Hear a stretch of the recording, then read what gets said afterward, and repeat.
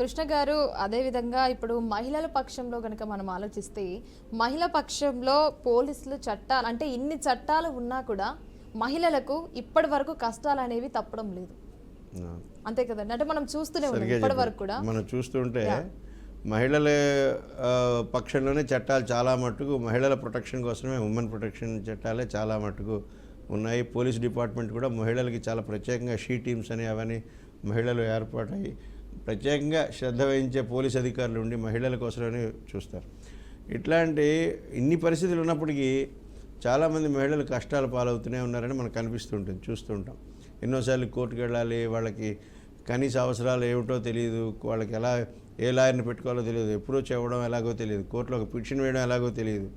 అట్లాగే భర్తలు కొంతమంది క్రూయాలిటీతో, అంటే ఒక భర్త కనుక తాగుబోతాయి ఇట్లాంటి వ్యసనాల్లోనై భార్యను హింసిస్తుంటే ఏం చేయాలి, బయటికి వెళ్ళడానికి వివాహ బంధం నుంచి బయటికి వెళ్ళడానికి ఇష్టం లేదు, అలాంటి మెయింటెనెన్స్ అయితే కావాలి ఎట్లా. అందుకని తప్పనిసరి పరిస్థితుల్లోనే మహిళ భర్త నుంచి విడిపోతుందని మన కోర్టులు కూడా అదే భావిస్తుంది.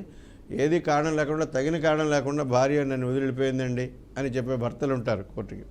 అప్పుడు కోర్టు ఏంటంటుందంటే తగిన కారణం లేకుండా భార్య వెళ్ళిపోవడం అనేది లేనే లేదు, అలాంటి సమస్య ఉత్పన్నం అవ్వదు. ఎందుకంటే అలాంటి వాతావరణ పరిస్థితి లేకపోతే భార్య ఎందుకు వెళ్ళిపోతుంది? ఒక కుటుంబాన్ని వదులుకుని వచ్చిన మహిళ, నువ్వే జీవితాంతం అనుకుంటూ వచ్చిన మహిళ భర్తను తగిన కారణం లేకుండా విడిచిపోయి వెళ్ళడం ఉండదు. సో అలాంటి పరిస్థితులు నువ్వు కల్పించావు కాబట్టి ఆ పరిస్థితులకి బాధ్యత నీదే, కాబట్టి భర్తదే బాధ్యత. ఇండైరెక్ట్గా ప్రత్యక్షంగా వెళ్ళిపోమని చెప్పకపోయినా వెళ్ళే పరిస్థితులు కల్పించారు. అంటే పొమ్మనిలాగా పొగబెట్టారనే సామెత ఉంది. అట్లా అలాంటి పరిస్థితుల వల్ల భార్య వెళ్ళిందే తప్ప, తప్పనిసరి అయితే తప్ప ఇల్లు గడప దాటి వెళ్ళదు భార్య. భార్యాభర్తల బంధాన్నే కోరుకుంటుందని దాన్ని మ్యాట్రిమోనియల్ హోమ్ అంటారు.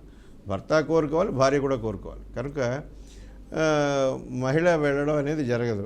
సరే అదో వెళ్ళింది తప్పనిసరిగా ఉంది అంటే తనకి కోర్టులో పిటిషన్ వేస్తే, ఇందాక మనం చెప్పినట్టు ఇన్ఫ్రాస్ట్రక్చర్, కోర్టులో సరైన కుర్చీలు కూడా ఉండవు కూర్చోవడానికి. రోజుకి 200 కేసులు ఉంటాయి, 150-200 కేసులు. జడ్జిగా మానవ మాత్రం కూడా గౌరవనీయ జడ్జి గారు మాత్రం ఏం చేయగలుగుతారో మనకైతే ఆశ్చర్యం. 200 కేసుల్లో డేట్లు ఇచ్చి వాయిదాలు ఇవ్వడానికే టైం సరిపోదు. ఇంకా భార్య భర్తని విడివిడిగా తన ఛాంబర్లో పిలిచి కౌన్సిలింగ్ చేయడం, కౌన్సిలింగ్ దగ్గర నుంచి విడిగాను ఇద్దరిని కూర్చోబెట్టి మీరు కలిసిపోవచ్చు కదా, ఏమిటి పెద్ద సమస్యలు ఏమిటి అని చర్చించి వాళ్ళని కలిసిపోయేటట్టుగా ప్రేరేపించడం. దానికి ఇలాంటి మంచి వాతావరణం, అలాంటి వాతావరణం క్రియేట్ చేయాలంటే రోజుకి 10-15 కేసుల కన్నా ఎక్కువ ఉండడానికి వీలేదు ఫ్యామిలీ కోర్టు. కానీ చూడబోతే రోజుకి 150-200 కేసులు ఉన్నాయి ప్రతి ఫ్యామిలీ కోర్టులో.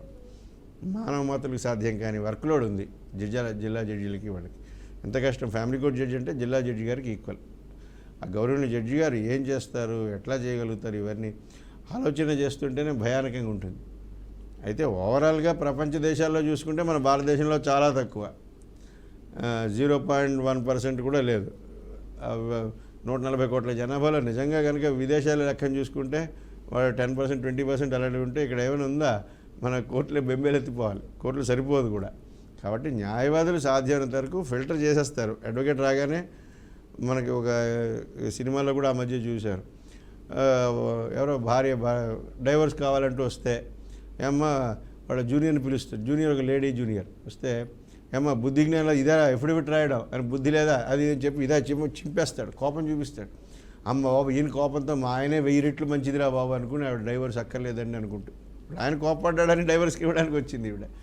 కాబట్టి కోపతాపాలు కానీ ఇంట్లో ఉన్న పరిస్థితులు కానీ భర్త సర్దుకుపోవడం అనేది మన భారతీయ జీవన విధానంలోనే ఉంది.